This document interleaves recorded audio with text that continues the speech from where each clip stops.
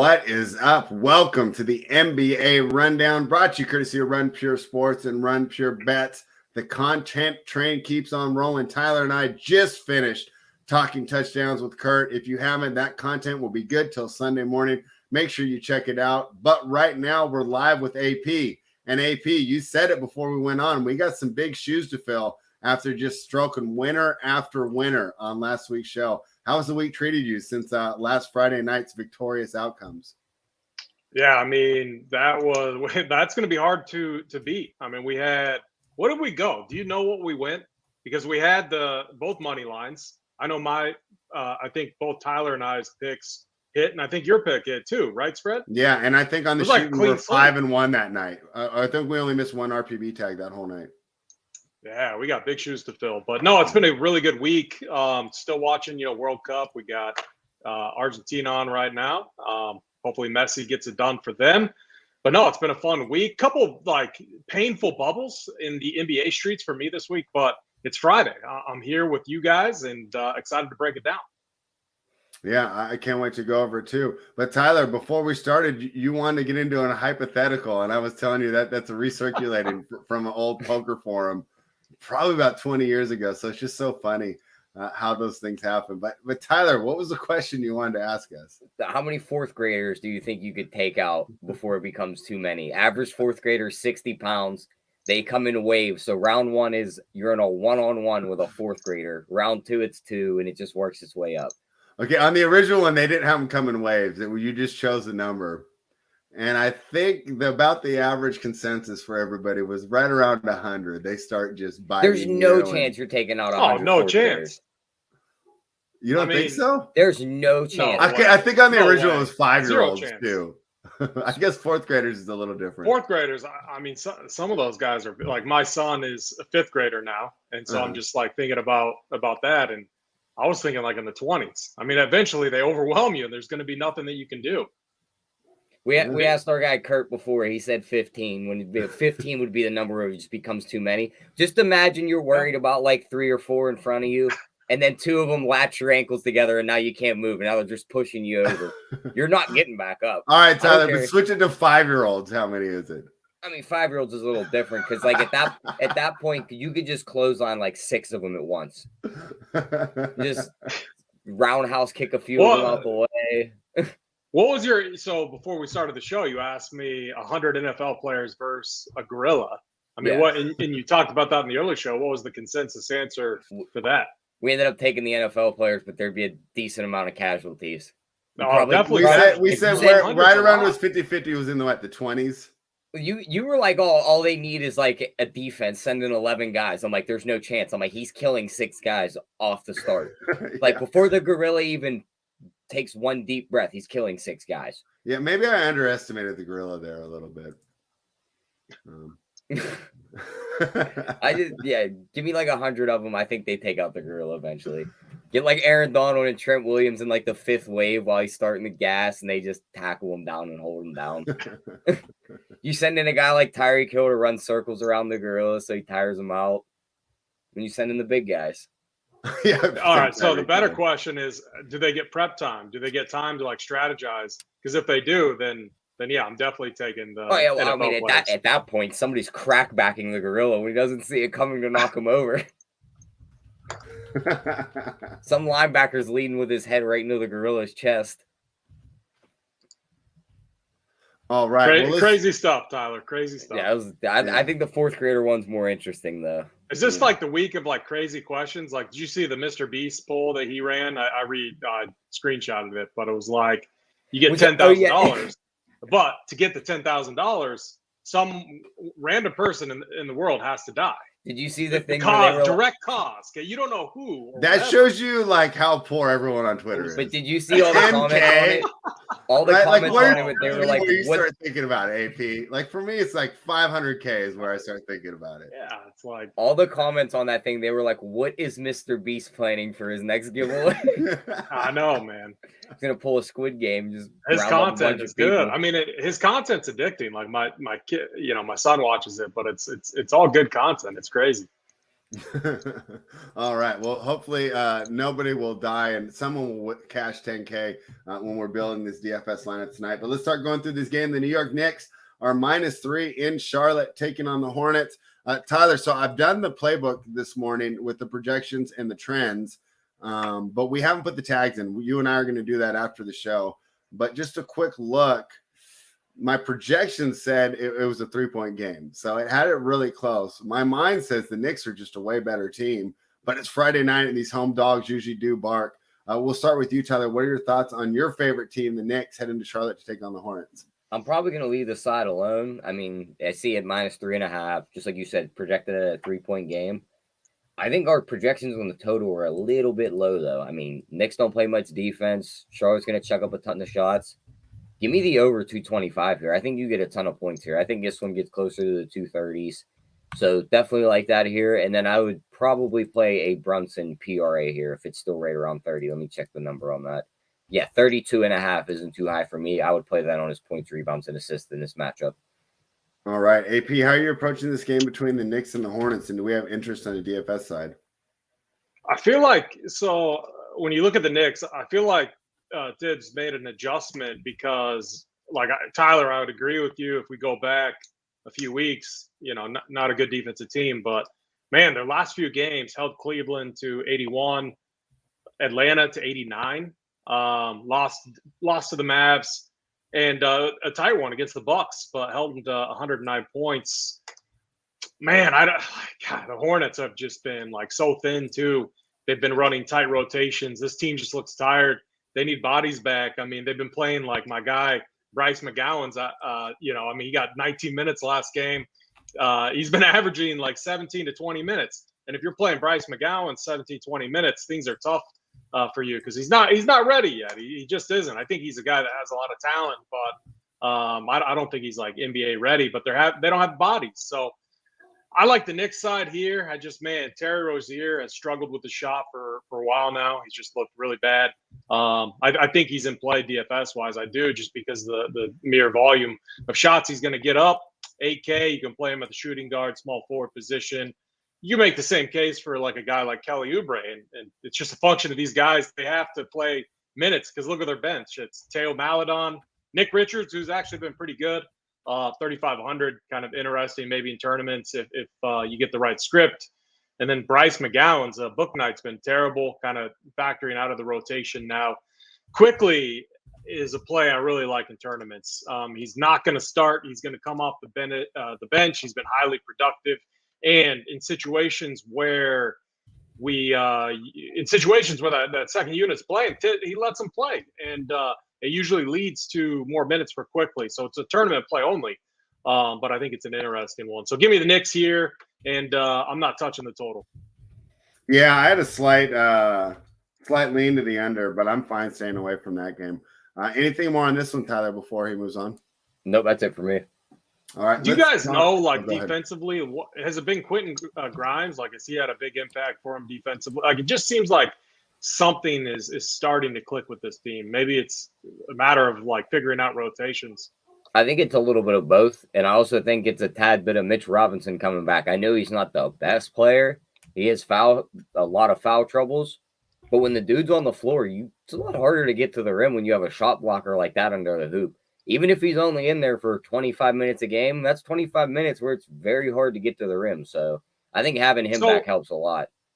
I do think this game is interesting in DFS formats. And Tyler, I hope you're right on the overs here because that would make it far more viable. But look, you're going to get 40 minutes potentially from Terry Rozier and Oubre, and throwing RJ Barrett, 5.9K. I know if you look at the box scores, it's not good, but he's 5.9K. He's going to play probably 35 plus minutes, and I don't hate the matchup here. So this game is really interesting for DFS purposes. Yeah, it actually is interesting, and you wouldn't usually think so. The total's sitting there right in the middle of tonight, but definitely plenty of options. Are you worried about hamstringing yourself? I know that, like, on some other games of slate, when I was watching the Hardwood Show this week, they were staying away from some of these early start games because they wanted flexibility later. Are you worried about not having flexibility, AP, if you roster some people here? Is that not a concern at all? Well, a lot of that, when you look at the key news, and one reason why we do the heat map is so that you can easily see if it is a night to prioritize the news. Off the top of my head, just kind of looking at things, I think we're going to have a good idea of what the news is. Now, the most significant, I think, is like Jordan Clarkson, Mike Conley, Lauri Markkanen are all questionable. That's a 8 Eastern game. So who knows if we have that news? That would be one area, one thing that we would want to keep an eye on, because that's going to be another good game that we want to attack.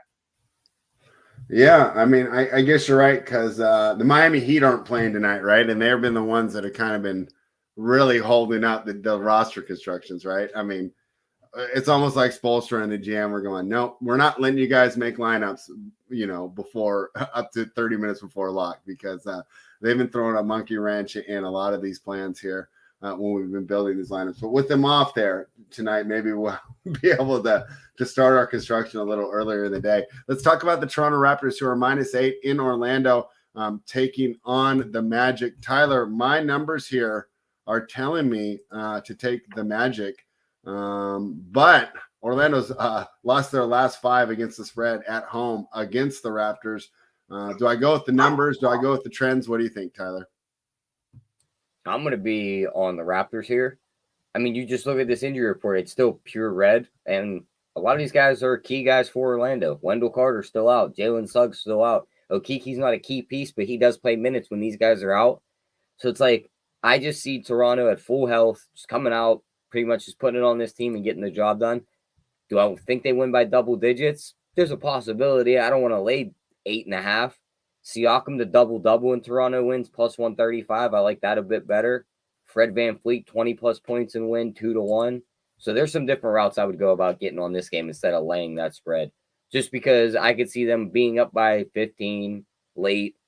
Orlando doesn't want to pull their guys because it's just a young team, and then they backdoor you late. So I'd rather just play a performance double. All right, and I could see you wanting to do that. When it just comes to the point spread, AP, this is a game where, to me, it seems like it's the dog or pass situation. It feels like a feisty Friday night maybe in Orlando for this young Magic team. How are you approaching it? Yeah, I would agree. And Fridays, I think we get a lot of win. We book a lot of wins by doing that, because the public, they're never going to touch a game like this. But when you look at it a little bit deeper, gosh, I mean, Toronto struggling on the road, losses to the Pelicans, Nets, Hawks, and Pacers, OKC, Bulls. I think their only win recently on the road is the Pistons, and they won by 4 points. So, Mo Wagner's been playing very good, and in this lineup, they got Paulo back. I like the Magic here, and I wouldn't be surprised if we saw an upset. So I have this one tagged as one of the upset specials to maybe we go back to what we did last week. Tyler, yeah. We parlay some big money line dogs. You guys get on board with that? A little Orlando Magic money line? I don't hate it. Yeah, I don't hate it. I just don't like the guys missing for Orlando. But we were right last week, and I wasn't all that comfortable taking the Lakers, and we got it home. So not going to question it. Yeah, it's Friday night. It's the NBA. It's a long season. And although they're missing, some of those key guys, Wendell Carter, I think, is huge for this team. Just having Paulo back in that lineup means so much. When I was watching them play against the Clippers, they ended up getting that upset, and I believe that was Monday night when they beat the Clips. I couldn't believe that Markelle Fultz was taking the last shots. I'm like, why are you not giving it to the best guy on your team? Like, I understand, like, you were awesome like 5 years ago at Washington, but Paulo's the guy now. They ended up getting the win regardless. But, yeah, hey, if it comes down close, Magic, I want Paulo with the ball and not Markelle Fultz. Let's go ahead and talk about the Washington Wizards, who are plus 4.5 in Indiana, taking on the Pacers. Tyler, my numbers show a huge edge to Indiana here. What do you think here about this Wizards team? They did this last year too, right? They start cool. They're like, oh, we got something going here. And then they utterly fall apart and Bradley Beal gets hurt. I like this Pacers team. I think, Tyrese, right? Really sad to see him go, but I'm glad that he's succeeding in Indiana. and this is a great spot for him today. Will Barton's questionable. No Bradley Beal. No Rui. Kristaps is questionable, but I assume he's going to play. Isaiah Jackson's questionable. Jalen Smith will be back. Miles Turner questionable. James Johnson. So there is some news that we could wait on, Tyler. But I think I'm fine just locking in Indiana right now. What are your thoughts, Tyler? Yeah, I agree with you. If you like Indiana now, lock it in because Porzingis probably going to not play. Barton's questionable. The other two guys are already out for them. And it's like you look at the Indiana side. If Turner misses, yeah, it impacts them a bit, but Jalen Smith slides into that center spot. If Isaiah Jackson and Turner miss, it just means more Smith minutes. They're going to dominate the guard spots with Halliburton, Hield, Duarte's still out. I looked over and seen the green next to Smith, thought that was his for a second. But yeah, they have the guards. Nemrod will play as the other guard then. So, I mean, I have to take Indiana here at the short spread at home. I don't like backing this Washington team once they're banged up. Now there's more than just Bradley Beal on the injury report. I think it's time we fade them. All right. Yep. I'm on the Pacers here. AP, kind of interesting, right? From a betting perspective, I feel comfortable kind of getting involved. But from a DFS perspective, this news could change the slate. How are you approaching this one? Yeah, I'm with you guys. I like the Pacers here. The Wizards, they've lost 4 in a row. Take it a little bit further. They are 1-7 over their last 8, I believe. Just not playing good basketball. It seems like Bradley Beal is always hurt. Like, when's the last time we've ever seen him like gain some traction and actually play, for a month straight? I mean, can you guys even remember the last time we've seen Bradley Beal play for over a month straight? I don't know if I can. It's why it's such a joke they gave him that contract. It had to be when he went on that tear and he was scoring like 31 points a game. That had to be the last time he gave us like a month. And the problem is, like, then you can't build chemistry as a team. Like, you need time to mesh and everything. So, I mean, it's Porzingis questionable tonight. It's going to be the Kyle Kuzma show.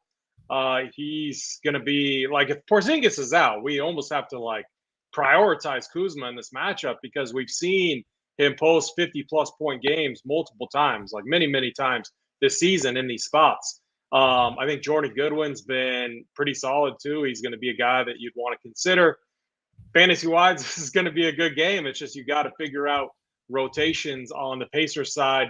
I feel most comfortable with Halliburton, obviously. And then Miles Turner, always going to be kind of a tournament play, always hit or miss. Same with Buddy Hield. And then Mathurin too. So for me, you keep it simple. If Porzingis is out, you play Kuzma. You run it back with Halliburton. Maybe you fill the rest in with that other game, that Knicks Hornets game that we talked about, if you were like building for, an early script. So I like this game for DFS. Maybe a slight lean on the over just because I don't think these teams are going to play defense. Pace is going to be good. We should see a lot of points here. All right, let me see where I had that game projected on the total. Sorry, I got too many windows open if my stuff is floating back and forth. Let me get here. Where did I have this game projected? Pretty much dead at 1 point over. Okay, yeah. So no lean on the total there. One thing I wanted to say about your breakdown, though, you mentioned Mathurin. You know what that reminded me of? Everybody wants to tank. But if you know what you're doing, you don't need the number 1 pick to add quality players to your team. Mathurin, I mean, Paulo Mathurin, right? He's right there with Rookie of the Year. And they got him at what, number 5? No, number 6, because he went behind Jaden Ivey, right? So this whole idea that you need to just be the absolute worst, terrible team of all time to add quality players, I think is a bit of a myth in the NBA and especially in the NFL. And credit to Indiana for absolutely nailing that draft pick. And he's a big reason on why I do like the Pacers here tonight. Let's talk about my team, the Sacramento Kings, who are obviously coming off a disappointing loss to the Milwaukee Bucks. But I think that illustrates where the Kings are at. I think they're going to be able to compete against most teams, but against the real elite of the league, they're not ready yet, right? The Bostons, the Milwaukees. This is going to be tough teams for them. Now we ask the question, Tyler, are the Cleveland in the elite? Because you look at their record, and they're right there. I think they have a better record than anyone in the Western Conference. That gives them the 3rd best record in the league, right behind Boston and Milwaukee. So in my mind, it says to take the Cavaliers here. But boy, hey, Kings have been doing well this season, not only in the win column, but also against the spread. Your thoughts? Do Kings have a chance against the Cavaliers? I think they do, judging by this injury report. I mean, Donovan Mitchell's questionable. Love's already out. My worry, though, is Fox is questionable for you guys. The big thing is okay, so let's just say he's out, and I know that would be huge for season long. I think we can absorb it for one game. I kind of like Davion against this backcourt. Yeah, I think that they could absorb it better than a Donovan Mitchell missing. I think Jared Allen's going to have his way, though, down low. So if you do like the Cleveland side, a Jared Allen double and win at plus 200, definitely like that. I mean, if I had to pick a side here, I would probably go on the Cleveland side. Just because even without Mitchell, like I think Allen and Mobley have their way with Sabonis, kind of keep the Kings guys out of the paint. And I think Garland's able to just manage the offense pretty well and get the job done versus the Kings team coming east.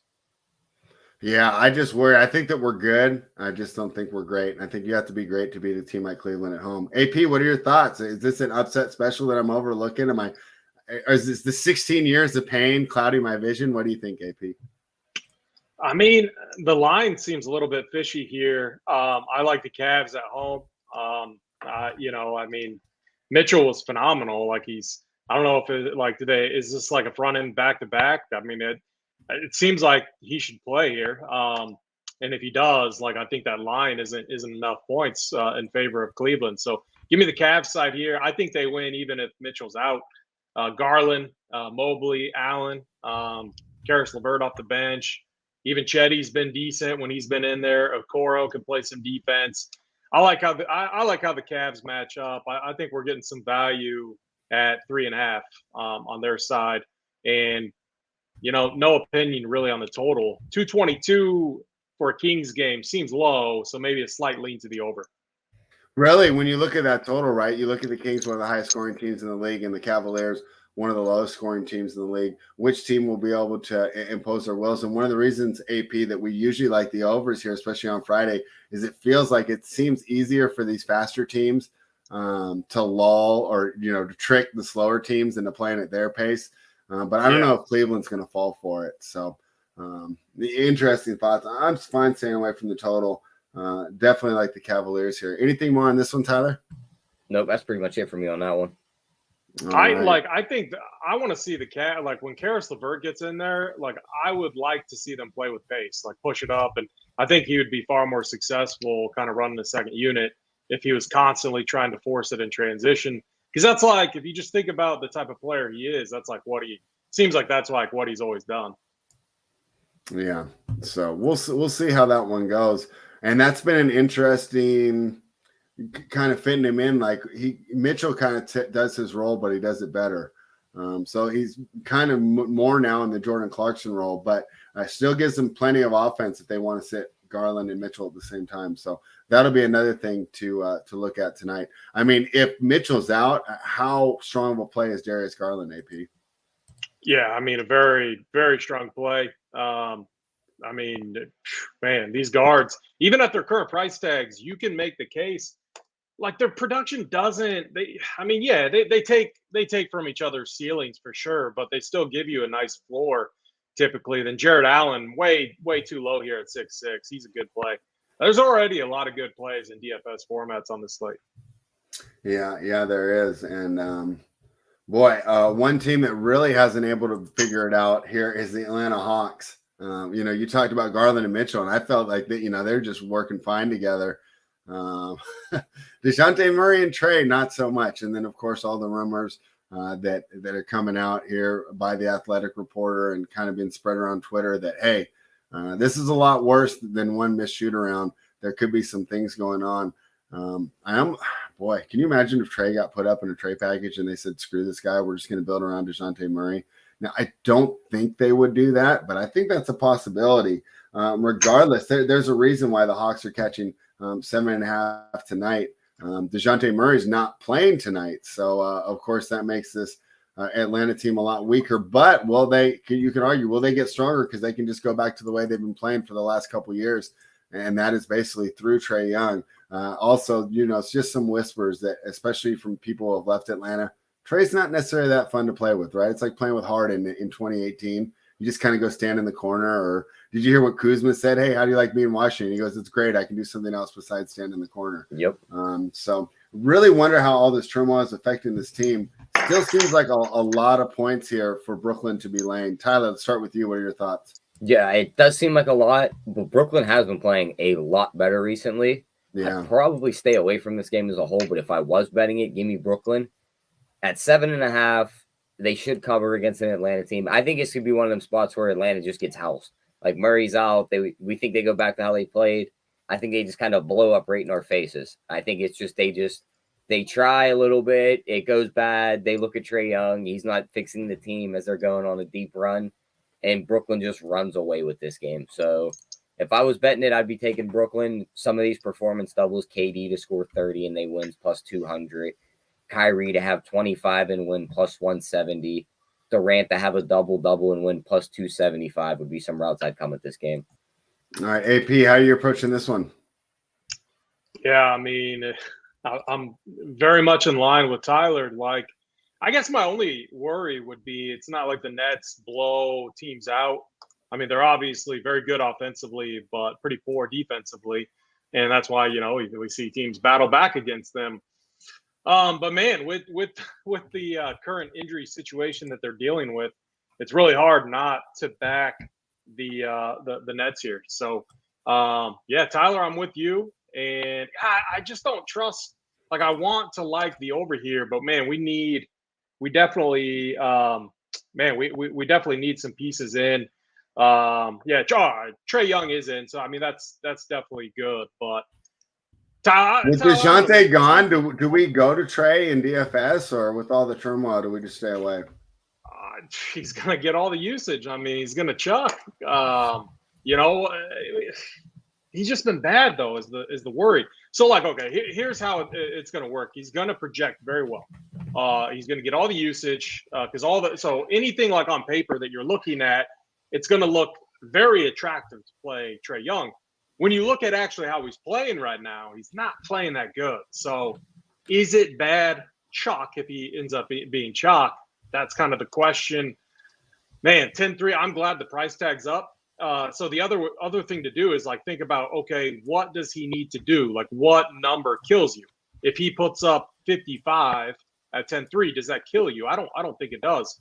If he puts up 60 plus, yeah, I mean you're probably gonna like want some Trae Young in your life. So I think the number's pretty high that he has to hit to kill you. He does have that type of upside though, so he's going to be a play on considering. When you look at even projections right now, he's projecting very well across the industry. So that's going to be a key decision point on the slate. All right, and of course, stay tuned to more Run Pure Sports content. The team will be going over that first on the hardwood show and then on the premium month block. You guys think they're going to probably throw Royce O'Neal on him, right? Just track him down. Yeah. And then don't like if you're trying to play the Hawks here, why not completely just take Trae Young out of the game? Let these other dudes. He'll just run him through a bunch of screens and get him the matchup he wants. You can throw Royce O'Neal on him. Just tell Ben Simmons just to go suffocate him. Is Ben Simmons playing tonight? I don't think he is. Is he back? Yeah, he's in. Oh, he is in. So that's going to make – you know who I like in minutes is going to be a huge risk, but this dude took 16 shots in 22 minutes last game, but it's Bogdan, man. He's he's going to come off the bench, so he's probably going to be limited to 25 minutes, 4-1. It might not be the right slate to play him, but he makes for – if he can start hitting some shots, that's going to be like key – like that's like the one way I see the Hawks staying in this game. If he comes in and actually hits some shots – he might be the key to keep them somewhat close. And then obviously a big performance from Trae Young.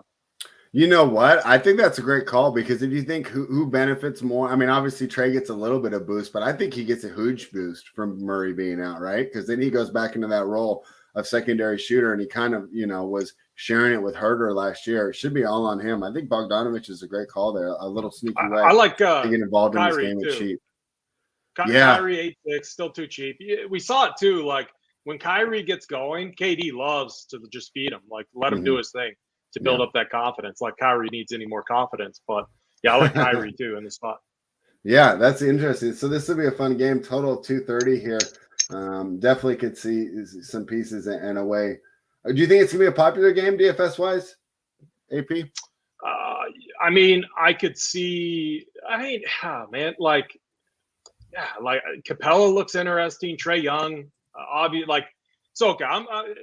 like I'm playing the 203 max, so that's 3 entries. And so like when I think about my strategy, I'm probably going to have one where I'm targeting the Knicks Hornets game. It just feels a little underpriced. Tyler, I like your lean to the over there, which would be nice for fantasy purposes. But then just thinking about how the slate sets up, man, like if I'm playing 3 tonight, I probably have Trae Young in 1, just because it's like, man, he has so much upside. And if he starts hitting his shot from deep, I just think it is a matchup problem for the Nets. So I do think I would have like 1 of 3 of Trae Young, which might put me in line with the field, and I'm fine doing that. Like I don't think that's like a bad strategy at all. Like I don't think he's the type of guy where you have to like make a strong like stand on. So I could see myself having some Trae Young if I do. So like how I would do it is I would have Trae Young. I probably wouldn't have Bogdanovich. I mean, maybe it'll really come down to roster construction, but I do think this game is interesting. Capella, Trae Young, and then you got someone like Kyrie on the other side. I think Ben Simmons maybe a little bit, probably the wrong slate. And as they work him back, they like treat him. They like treat him with kid gloves. You know what I mean? So like I know he conditioning wise he should be fine, but I could see him coming back and playing like 28 minutes. And at 6'7", you need a lot more minutes than that. Yeah, definitely. It should be a good matchup for him, but you're right. I mean, they've been treating him with kid gloves, and we talk about turmoil. We also read about the frustration coming out of the Nets locker room with the way that he's been treated and his salary compared to his production. So it's probably tough to watch a guy making 3 times the amount as you get babied like that. So interesting things on both sides in both locker rooms. Let's talk about the Los Angeles Lakers, who are plus 4.5 in Philadelphia, taking on the 76ers. This is the ESPN game, so it should be a lot of fun. That means that these Anthony Davis, LeBron James probables are a lot more likely. I think they're both going to be in there. Patrick Beverley's back. Daniel House is questionable. I don't know how much that means to betting or DFS. DeAnthony Melton's back. Georges Niang is out. So pretty healthy report here on the Sixers side, right? And the Lakers should be pretty close to full strength too. Tyler, let's start with you, man. This Lakers is a tough team to cap, right? It looked like they were turning the corner. Looked like my Laker hater nightmare was coming true and they were going to be good again. And then they get blown out by Cleveland and they just don't even try against the Raptors. Obviously gearing up for tonight, but how do you think they match up against Philly?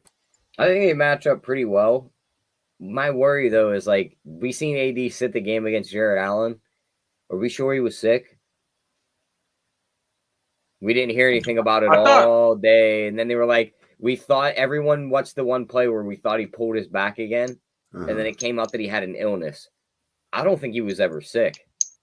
I think either A, they didn't want him up against Jared Allen because of how fragile he is and they didn't want him getting beat up, or they just wanted him to take the night off. If it was the first one, I think man, this flu that's going around, I think is really bad. And you've seen it in the college streets. Like it hit, I know it hit Nebraska's best player. It hit, I mean, I think it's just bad. I mean, who knows? But like, if you take away that game, and if you look at the previous 2 weeks, AD was so dominant, so good. Yeah, as a Laker hater, I hated it because he looked back to that top 5 player, right? The MVP. I mean, it was unbelievable what he was doing. I'm not letting one. So I don't know. It's an interesting point, Tyler, but I don't know. I'm gonna just think, I'm gonna side with the fact that hopefully the reporting was right and that he was battling something. I got you. That's my worry here is that they wasn't. And they just wanted him away from the dominant big guys, and they didn't want him getting hurt. And that could possibly be the case here again. If they just pull a quick one, he ends up out. It completely changes this game. If they're all in, though, and I was betting this game, I'd probably take a shot on the Lakers. But we know how Philly games are spread. I tried to double dip again after we said we were never betting them again. We bet Joel Embiid to get a double-double against the Rockets, who don't have a big man. And Buddy couldn't get a double-double in a double overtime game. So Philly games are a no-go for me. I don't care who they're playing. Yeah, I mean, don't make Tyler drive to Pennsylvania to have an intervention with you there, Tyler, because Travis has been telling you this for a while. I'll tell you what, AP, I kind of side more on you. I'm not the big conspiracy theorist here. So let's just assume the report's true. I mean, I just got over COVID. It was a 10-day battle, and I know it's not COVID, but I heard this flu that's going around is just as bad, or respiratory virus, whatever it is. Even if he does play, are we sure that he's 100%, assuming the report is true? I think that's another tough thing to handle here in handicap. I mean, he got a few days off. They punted the game against Toronto. I just think they're looking bigger picture, and road trips are tough. They're on a long road trip right now. They already got 2 wins. They, stole one from the Bucks, which we called. And I think they went into Cleveland battling. It's just, and it was close until the fourth quarter. It was a good game. Donovan Mitchell went absolutely nuclear. I think all along it was like maybe punt one of these games, maybe the Toronto game, and then you're back on ESPN. I think we see the AD show. Braun, I think they show up. I think they beat Philly. I was wrong on Philly to start the year. This team looks fraudulent. Obviously, they haven't been healthy, and that's going to affect their play. They just lost. They got schooled by the Rockets, who are terrible. They've lost 3 in a row now. I think it's 4. I think the Lakers. It's Friday. I think the Lakers get another win, another upset. So I'm going to say, money line Lakers. Pair that with the Magic. Not yet. That's one I'm considering, though. That's one I'm considering. All right. Plus 160 there on the money line, or plus 4.5. But AD's calling a shot. He's taking the Lakers once again. The Detroit Pistons are now plus 10.5 in Memphis, taking on the Grizzlies. Tyler, gosh.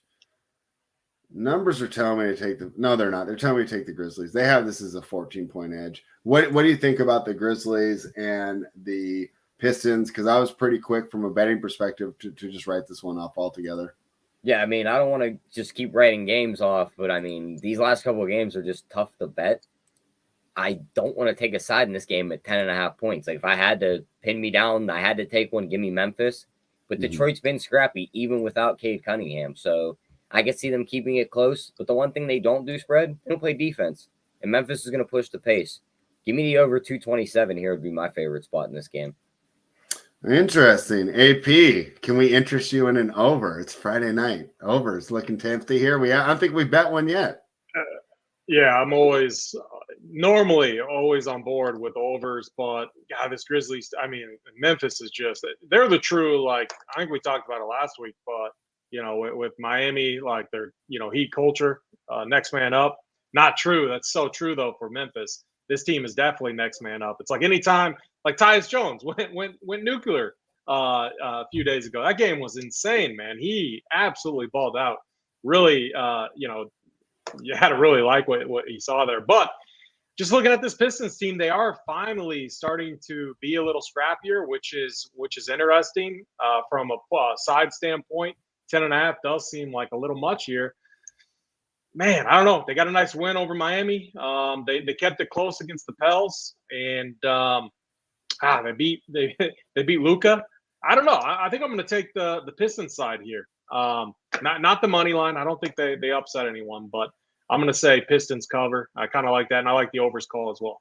It's funny, AP. I was actually surprised when my projections had me take the Grizzlies.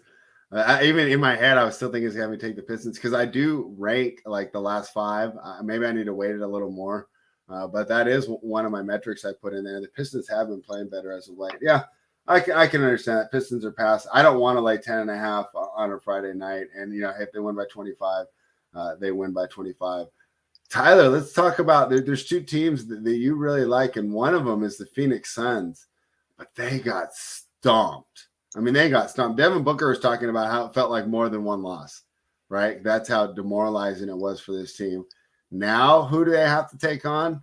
Oh, your first place New Orleans Pelicans. And I'm with the 2 gentlemen that told me preseason, and hey, I'll give you guys credit. I was skeptical. I jumped in on you because it was a huge number, but I was skeptical of your Pelicans love. But so far, it's turned out to be true. The Pelicans now, after all these things moving around, in first place in the Western Conference standings. So now the first place team is an underdog at home to Phoenix. I guess they're just assuming this huge bounce back. And I know Ingram's out and Herb Jones is out. I'll be honest. I think Herb Jones hurts this team being a little more out than Ingram.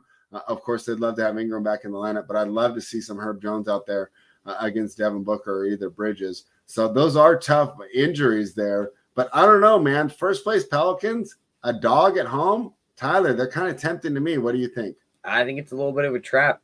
I think Herb Jones, Ingram out. Those are big guys that are out. Like Ingram was key in this playoff series against this team last year. He's kind of a mismatch. They had nothing to guard him. Right. Herb Jones is that guy, just like you said. He's going to chase Booker around. Jose Alvarado is also questionable too. You lose your two key defenders on defense. Now you're just kind of chasing these guys around. And you said it. They said that felt like more than one loss.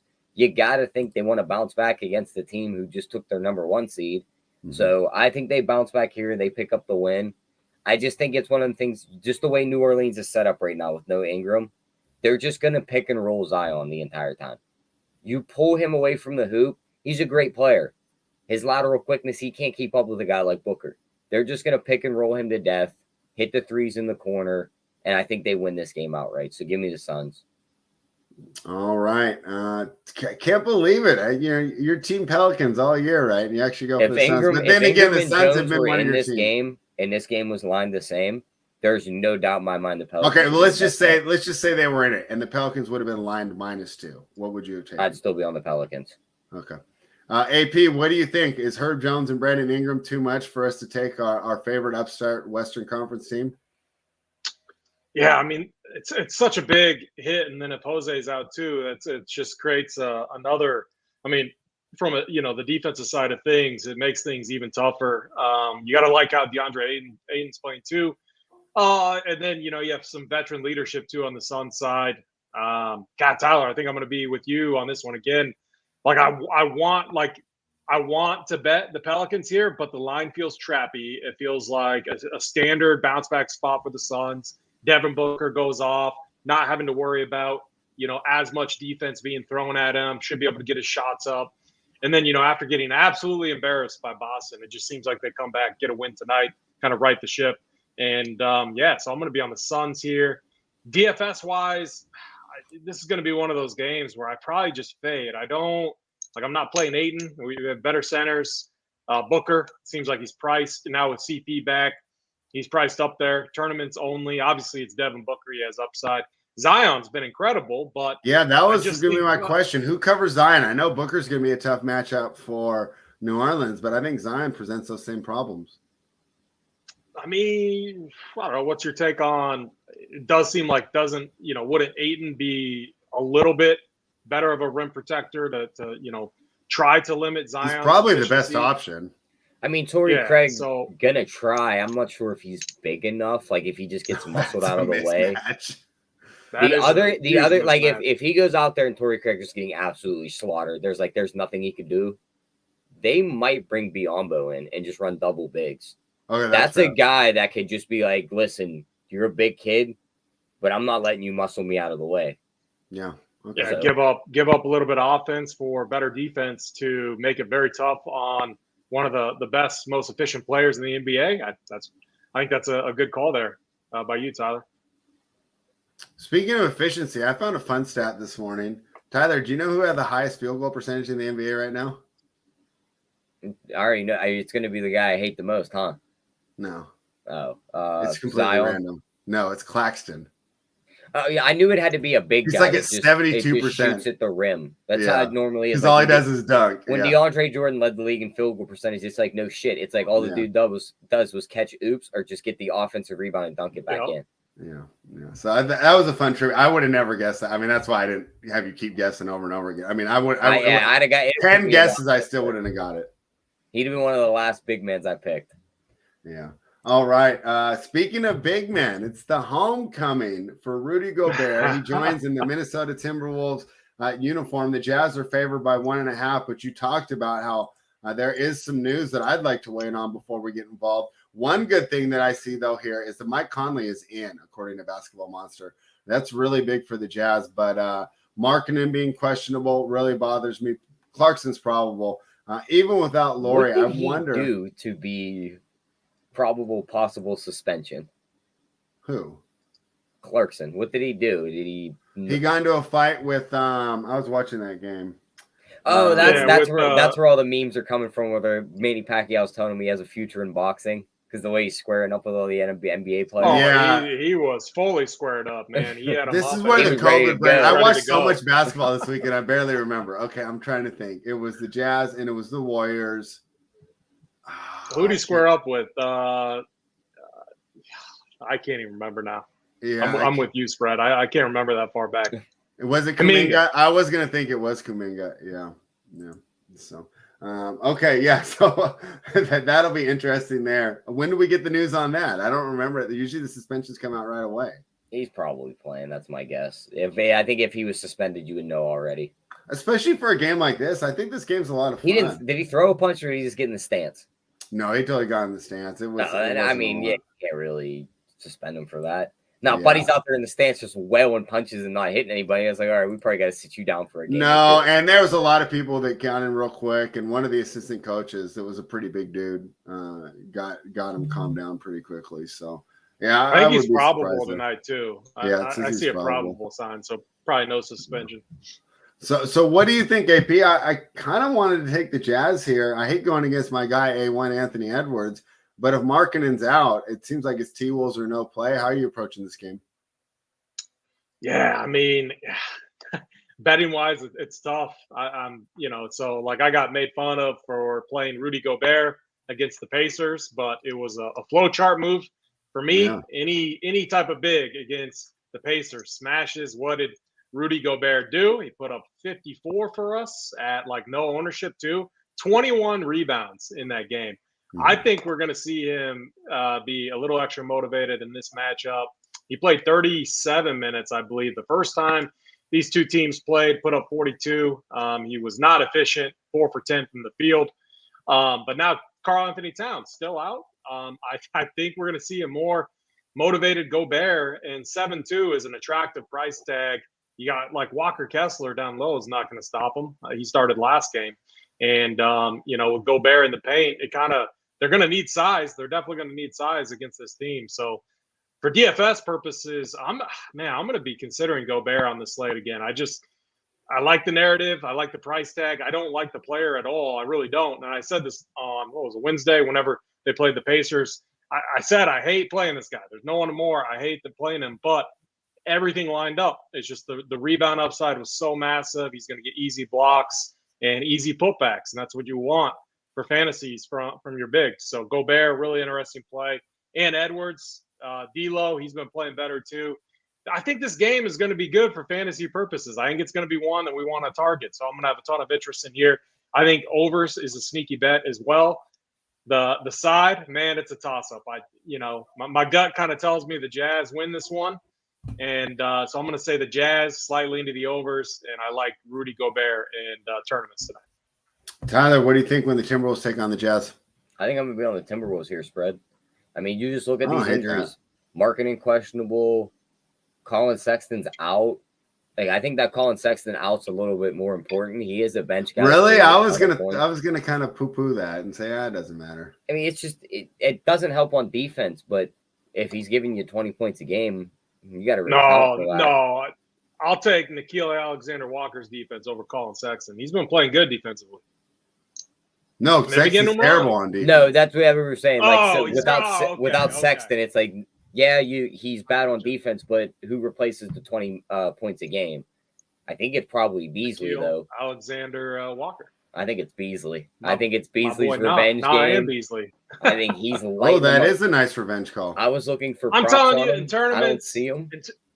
Go ahead. Yeah, in tournaments, this game's going to be a ton of fun, Tyler. I think we got to target a few pieces in this one because you got so many off. It's going to be tough too. Like Jalen Noel on the Wolves side has been incredible when he gets run.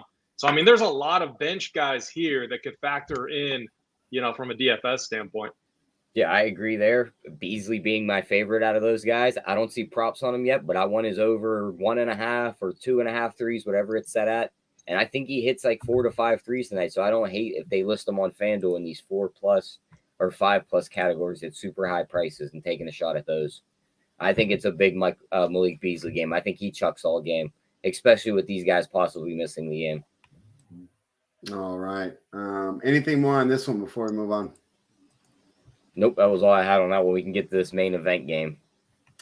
The main event. Two of the top MVP candidates in my mind. I know Devin Booker and Jason Tatum are in there as well. It shows you really how deep the NBA is talent-wise right now, because I think you can make a great argument for all four men. But two of them will be facing each other tonight when Giannis takes on Luka. They don't even need last names. That's how great these men are. The Bucks are now -1 in Dallas taking on the Mavericks. But Tyler, what's my new thing that I like to do? Bet them at bet home. the Mavericks at home. But what am I doing? I'm going against like my favorite team to bet on, the Milwaukee Bucks. Oh my gosh, my brain is going crazy. Help me out here, Tyler. What do we do? But you don't have FanDuel, because I think this is the very simplest way to bet this game. You click on the performance doubles and you look at the first two listed. Giannis double and win +160. Luka double and win +200. You bet on both and you go to bed. Because I'm watching it regardless. Yeah, the only way you get screwed is if Luka scores like 38, grabs you 8, and assists 9. So gets close to the triple-double, screws you there. But I think this is the game where they both get up. They both play crazy good. So I'm going to probably bet those two and just leave the side out. But if you don't want to do that and you want to take a stand here, give me the Bucks. I think they're the better team. I think they could defensively slow down a lot of these other pieces for Dallas. And if Luka's just going nuclear, you could always just go the route of just take Giannis and just put him on him. They don't really have big guys on Dallas he has to worry about. You could use that length and that size on a guy like Luka if he's hot. So give me Milwaukee here to pick up the win. Yeah, and Milwaukee 2-5 ATS in their last 7 against Dallas. AP, what do we do? Yeah, so the Bucks got the win up in Milwaukee. I think the I like how the Mavs are starting to play. They're starting to find something. 3 wins in a row. 4 and 5 last 5 games. I think the move, like Tim Hardaway Jr. into that starting rotation, has given them a nice little spark offensively. Luka being able to find them. His shot's been really good. I think Dorian Finney-Smith needs to play well here too. I think the Mavs get it done. I can't wait to watch this game. It's going to be an awesome game. I think Luka shows up. But look, man, DFS wise, Luka Doncic, he's 13K. What does he need to do at that price tag to get you? I think he needs to do a lot.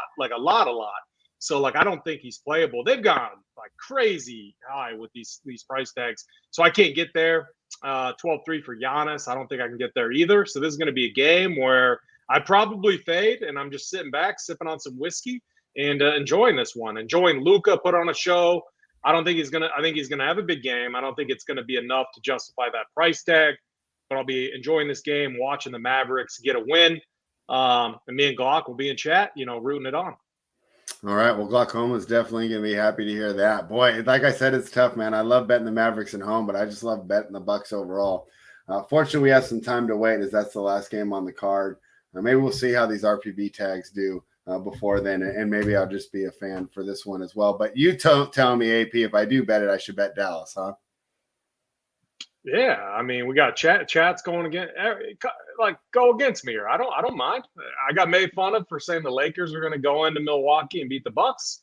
What happened? The Lake Show went in there and they beat the Bucks, a fully healthy Bucks team too. So I think Luka Magic can get it done as well.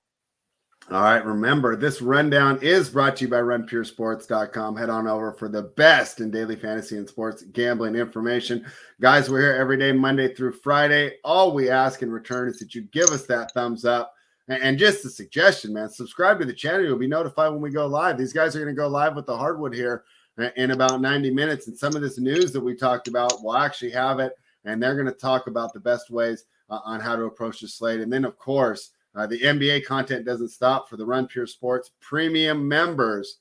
They're going to be on the Up to Lock show where JSU, no one better at pivoting on that late news and giving you the best 1v1, 2v2, or even 3v3, getting your questions answered with Holden running the show. So, there's a reason we love the NBA at Run Pure. It's because we crush at it. So, but let's give them a little taste of that right now by giving them our best bets. Tyler, let's start with you. What's your best bet for today, side total or prop? I'm going to go to performance double. Give me Jared Allen double and win against Sacramento, and that's +200. All right. Tyler says there will be no beam. I will not be able to see it from my backyard tonight. AP, what's your best bet for tonight? Side total or prop? My best bet is the Lakers. We don't need the points. Go to your neighbor's house, take the 4.5, give it to your neighbor. We don't need it tonight. Give me the Lakers. They win over Philly. The Philadelphia Fraudsters. Lake Show, they show up. AD, LBJ, they have big games. All right. And we're going to fade just teams that are traditionally bad and they're traditionally mediocre. Tyler, you're fading the Kings, right? They've been bad for so long. Who's another team that just loves mediocrity? It's the Washington Wizards. Let's go ahead and fade them too. AP talked about how they've been losing as of late. They always get everyone hopes up at the beginning of the year, but they're going against the Pacers team that really seems to have found something in this pairing of Tyrese Halliburton and Benedict Mathurin. This is the biggest edge I had when doing the projections. And of course, so you can find those projections on the NBA betting playbook. That's for Run Pure Sports members. Head on over to the bets page, hit NBA playbook. You'll see all the projections, all the notes. And then later in the day, Tyler fills in all those player performance doubles that you love so much and shows you the props that he's going to bet. So we're real proud of the NBA betting playbook. What's our record now on the month, Tyler? I know we got another win with the RPB tag last night. 16-12 now for the month. 16-12, but we're going to really improve on that tonight. Tyler and I are going to be putting the tags up as soon as we get off this show. But I'm taking the Pacers. Tyler's taking the Cavs, but he's not laying the points. He's taking the performance double with Jared Allen, double and win. And AP is the one who's really showing up and making the big call here.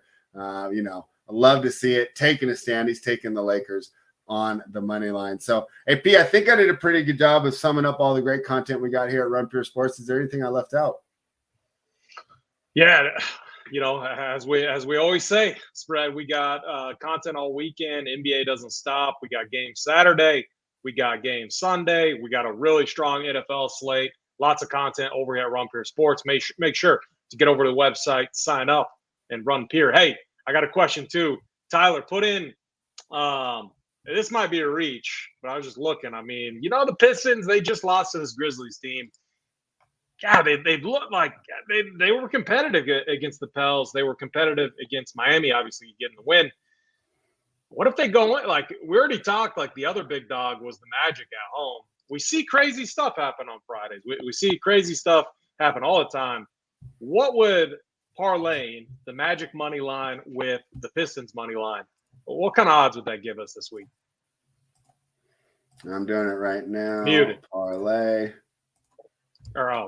That's not good. I was muted. Yeah, 19-1. I got plus 1833 on Bookmaker. What if you put the Lakers in there too? Lakers in there. Huge reach. I need we'll do whatever 50 to 1. Yeah, 50. It's 50 to 1. I get $4,900 back off $100. So this is we don't go crazy with this. This is like our, your fun money. You put $50 on it. This is your large pizza for the night bet. Like, you bet the large pizza you were going to order. Yeah. All right. I just did it right now. 50 to 1. Let's go. Yeah, just put like $10 on it. I mean, it's money like that. If you lose, you lose. You're not gonna.